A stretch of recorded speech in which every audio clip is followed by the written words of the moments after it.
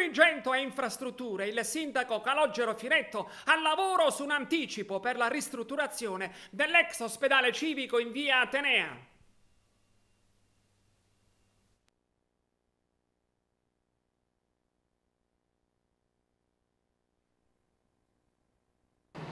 La scorsa settimana abbiamo chiesto alla Presidenza del Consiglio dei Ministri l'anticipazione del 20% per i lavori a valere sul progetto Girgenti e in particolare sull'intervento dell'ex ospedale che si trova ad ingresso della via Atenea, che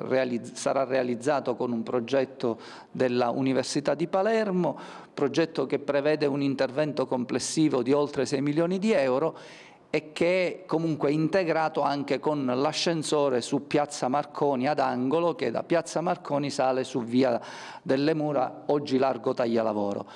Questo intervento evidentemente, una volta avuta l'anticipazione del Ministero, si procederà con l'esecutivo e quindi il bando di gara per la realizzazione dei lavori. È evidente che i tempi, ahimè, delle gare nel nostro Paese sono i tempi che tutti quanti conosciamo, vorremmo essere veloci, i sindaci solitamente spingono per realizzare in tempi più veloci possibili le opere, però